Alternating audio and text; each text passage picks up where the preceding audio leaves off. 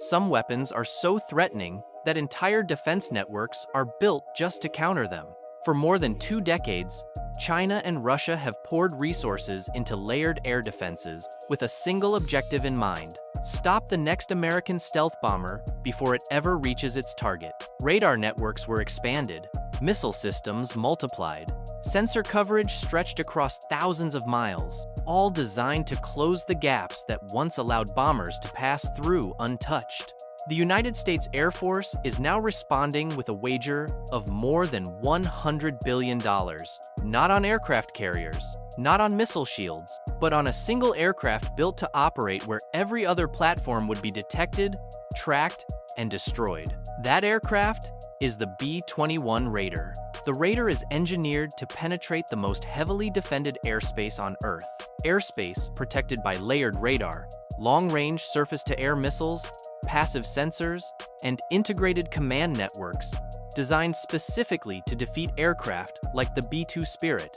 Where the B-2 once slipped through defenses unseen, the B-21 is built to survive inside detection zones that no longer rely on a single sensor or frequency. This is not an incremental upgrade. It is a response to the reality that modern air defense no longer depends on one radar or one missile system. China and Russia now deploy overlapping networks that combine low-frequency early warning radars, high-precision fire control systems, and long-range interceptors meant to work together as a kill chain. Breaking that chain is the Raider's mission. For nearly 30 years, the B-2 Spirit represented the pinnacle of stealth, a small fleet of bombers capable of bypassing Cold War-era defenses and delivering nuclear or conventional weapons deep inside enemy territory.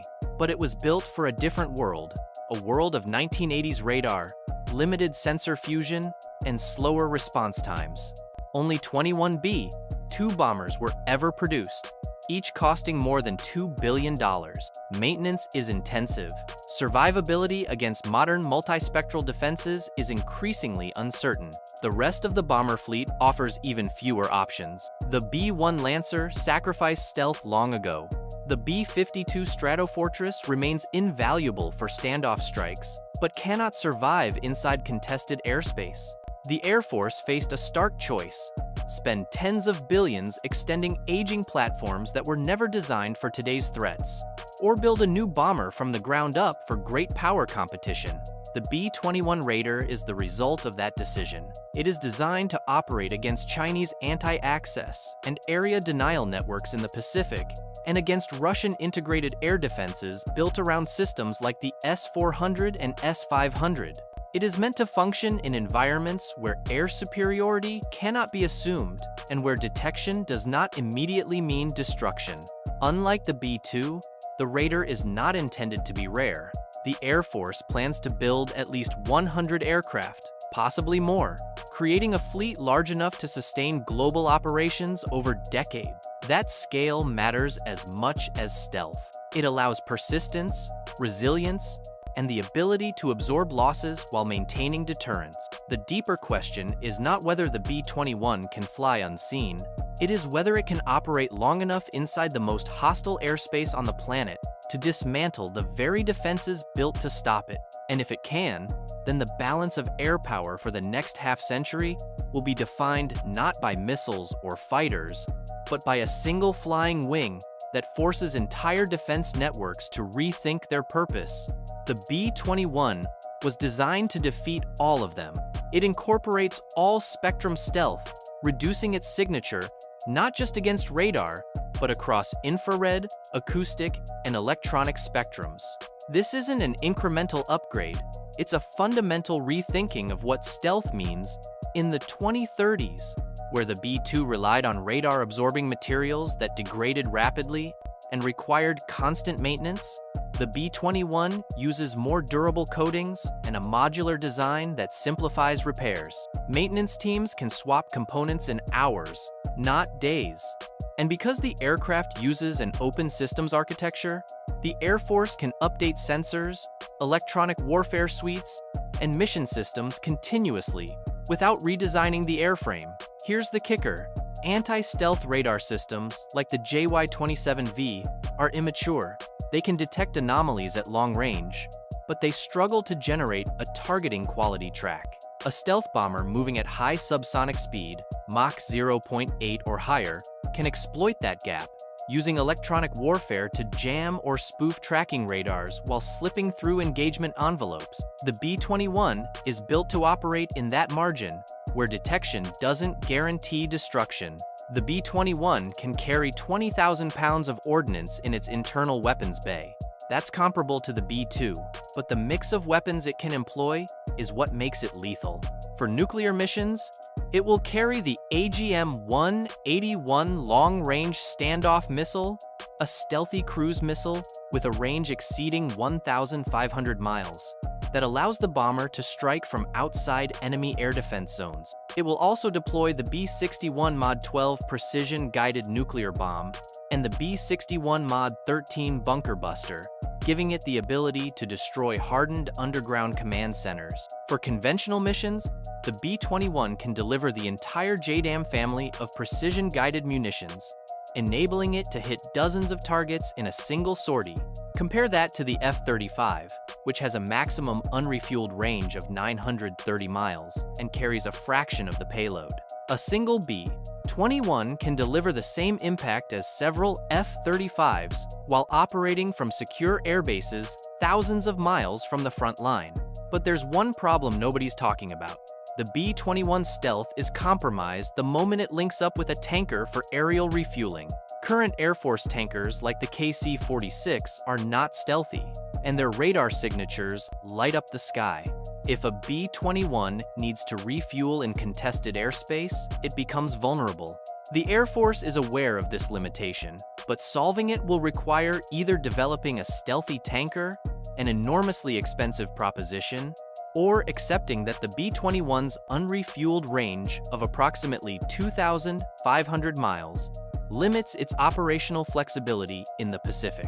On November 10, 2023, the B-21 Raider took off from Air Force Plant 42 in Palmdale, California, escorted by an F-16, acting as a safety chase. The first flight lasted several hours and ended at Edwards Air Force Base, where the bomber entered its flight test program. Since then, at least 2 test aircraft have been flying regularly, conducting envelope expansion tests and validating the digital models Northrop Grumman used to design the aircraft. One of the most critical milestones came in 2024, when the B-21 successfully completed static testing on the G-1 ground test unit. This test validated the aircraft's structural integrity under extreme loads, confirming that the airframe could withstand the stresses of high-speed flight, aggressive maneuvering, and weapons employment. William Bailey, director of the Air Force Rapid Capabilities Office, emphasized that the test reinforced confidence in the digital design process, allowing engineers to identify and fix potential issues before they became problems in production aircraft. Flight testing is proceeding on schedule. Andrew Hunter, Assistant Secretary of the Air Force for Acquisition, testified before the Senate Armed Services Committee in May 2024 that the B-21 program is meeting timelines and delivering results. But here's where everything changed. Northrop Grumman has taken more than $2 billion in losses on the B-21 program due to higher-than-expected production costs. The company underestimated the complexity of manufacturing the aircraft at scale, and early production lots have required more expensive materials and process changes than anticipated. That financial hit raises a question. If Northrop is losing money on every B-21 it builds, can the program sustain a fleet of 100 or more aircraft? The Air Force insists it can. Low-rate initial production includes 21 aircraft over 5 lots, with full-rate production beginning as soon as fiscal year 2025. Northrop has now contracted most of its suppliers and stabilized its cost estimates.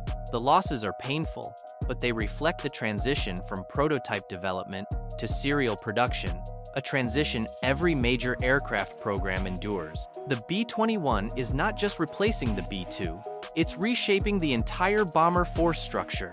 The Air Force plans to retire the B-1 by the mid-2030s and the B-2 by 2032, keeping only the B-52 alongside the B-21.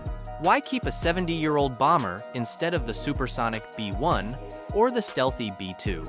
Economics. The B-52 has lower operating costs, higher availability, and can handle low-end missions like close air support, standoff strikes, and presence patrols far more efficiently than a B-21.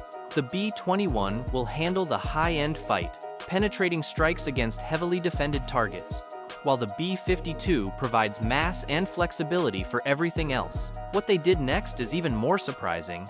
The Air Force has designated Ellsworth Air Force Base in South Dakota as the first B-21 main operating base, with Whiteman Air Force Base in Missouri and Dyess Air Force Base in Texas following.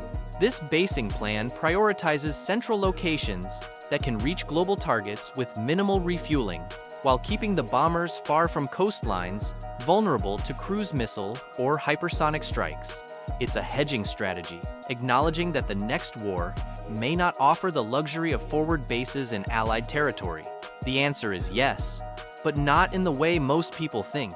The B-21 doesn't make bombers like the B-52 irrelevant. It makes legacy-penetrating strike bombers, the B-1 and B-2, obsolete by delivering the same capability at a sustainable cost with adaptable technology. The B-2 was a masterpiece, but it was too expensive and too maintenance-intensive to field in numbers large enough to matter in a prolonged conflict. The B-1 traded stealth for speed, and speed no longer guarantees survival against modern integrated air defenses. First, the B-21 represents a shift from exquisite capability to scalable dominance.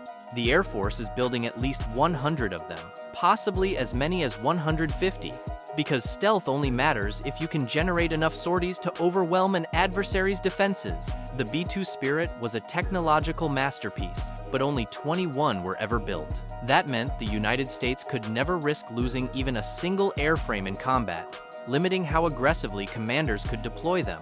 The B-21 changes that calculus entirely. With a fleet 5 to 7 times larger, the Air Force gains the ability to sustain operations over weeks or months, rotating aircraft through maintenance cycles, while keeping constant pressure on enemy targets. This isn't just about having more bombers. It's about having enough bombers to make the adversary's math impossible, forcing them to defend everywhere simultaneously while never knowing where the next strike will come from. Second, the B-21's all-spectrum stealth makes it survivable in environments where the B-2 would struggle.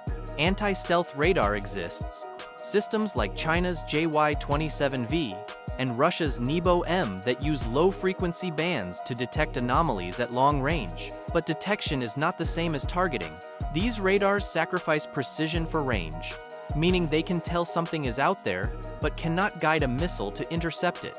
The B-21 was designed specifically to exploit that weakness, combining radar stealth with infrared suppression, acoustic dampening, and advanced electronic warfare capabilities that confuse and deceive tracking systems. Where the B-2 was optimized for 1980s radar technology, the B-21 anticipates threats that won't fully mature until the 2040s. Its open systems architecture means new sensors, jammers, and countermeasures can be integrated continuously without redesigning the airframe, ensuring the bomber evolves faster than the defenses trying to kill it.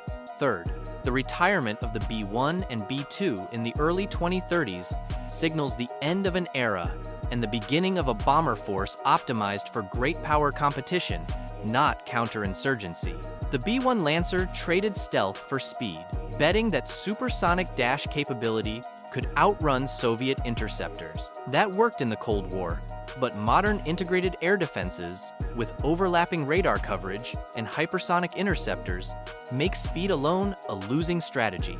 The B-2 proved stealth worked, but its $2 billion per aircraft price tag and maintenance-intensive radar-absorbent coatings made it unsustainable for large-scale production. The B-21 combines the best of both: stealth that rivals the B-2, with costs low enough to build in meaningful numbers, while adding adaptability neither legacy platform possesses. The decision to keep the B-52 alongside the B-21 is equally telling.